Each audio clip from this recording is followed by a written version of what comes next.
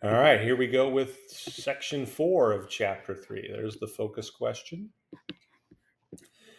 The Salem witch trials took place precisely 2 centuries after Columbus's initial voyage in a vastly different Western Hemisphere, with powerful states and American Indian communities having been decimated by disease and deprived of their land by the rise of 3 new different empires. The urban based Spanish Empire relied on Indian labor to extract gold and silver, its primary source of wealth. The French Empire was mostly concentrated in the West Indian Islands, with only a small presence on the North American continent, and the English Empire had outstripped both rivals in population and trade. After returning to stability early in the 18th century, English North America grew extensively. Settlements became towns and cities, living conditions improved markedly, and settlement expanded westward. Although the Spanish and French empires remained particularly powerful in the Americas in the 18th century, England's mainland colonies in North America soon exceeded those of France and Spain in trade and population, growing from 265,000 inhabitants in 1700 to over 2.3 million in 1770. Colonial American society in the 18th century was very diverse. The number of African and non English European arrivals greatly increased, while the number of English migrants declined. Nearly 40% of those emigrating to the English colonies did so as unfree indentured servants. Increasing numbers of migrants were professionals and skilled craftsmen, causing the English government to stop promoting migration to North America. While English authorities worried that the colonies might drain England of skilled workers and professionals, they still considered colonial growth essential to national power and wealth. To this end, they sent thousands of convicts to work in the Chesapeake's tobacco fields and still promoted Protestant migration from non English areas of the British Isles and Europe.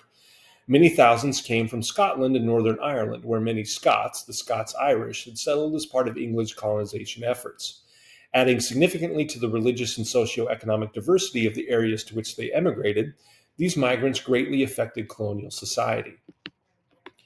The more than 100,000 Germans who came to America were the largest group of European migrants in this period.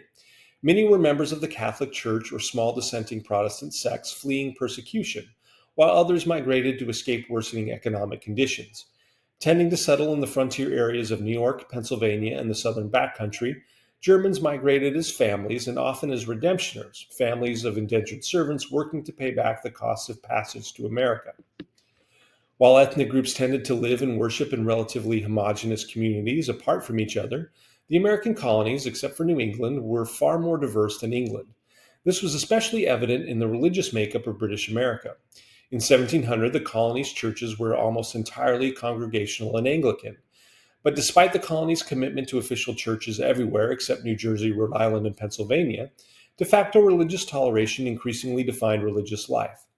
Especially following the Great Awakening of the 1740s, sects such as Lutherans, Mennonites, Anabaptists, Moravians, Seventh day Baptists, and Presbyterians, and even Jews and Muslims, were increasingly free to worship as they pleased, even if they were still taxed to support the official church and banned from holding public office. Equally important to 18th century immigrants, however, were other elements of freedom related to the availability of land, lack of military draft, and an absence of restraints on economic opportunity in the colonies. By the 1700s, Indian communities had become very much part of the British Empire, trading and using European goods and allying and fighting for the British in successive imperial wars against the French and Spanish. Few Indian nations chose to live among whites rather than in their own communities, even when forced to ally with other nations or share land. Colonial traders saw in the natives the opportunity for profit, and British officials saw the opportunity for allies against the Spanish and French. However, new settlers pressured colonial governments to open up more frontier lands at the expense of Indian communities.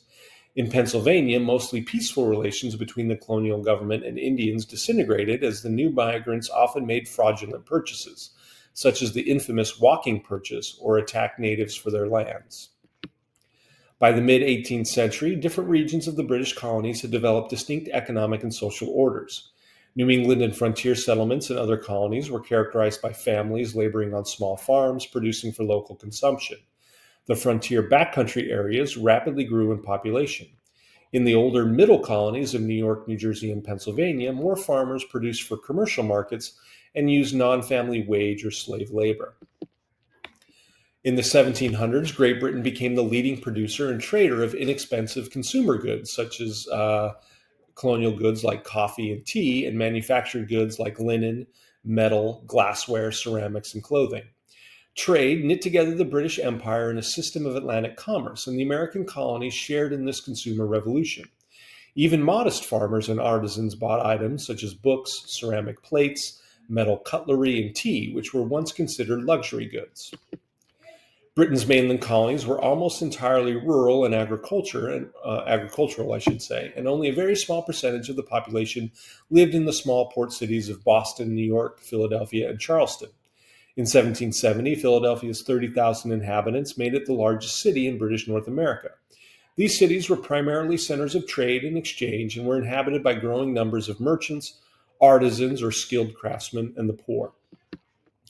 The urban artisan population included furniture makers, jewelers, silversmiths who served wealthier citizens, and lesser artisans such as weavers, blacksmiths, coopers, and construction workers.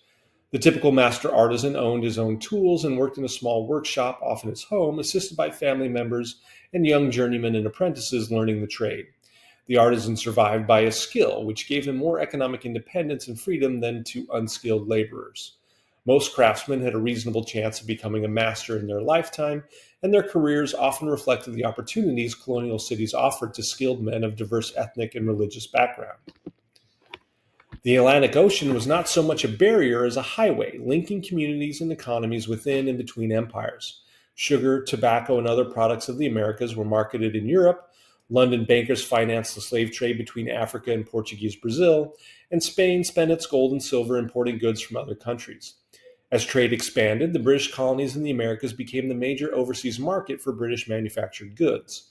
In turn, North Americans shipped farm products to Britain and the West Indies and exported fish and grains to southern Europe, and New Englanders built one-third of the ships in the Great Britain's trading fleet. American colonists benefited from membership in the British Empire. Most did not complain about British regulation of their trade because commerce enriched the colonies and lax enforcement of the Navigation Acts allowed smuggling. Furthermore, Britain's powerful Royal Navy protected American ships. Despite significant differences, British America in many ways became closer and more similar to its mother country. So, that's the end of section 4.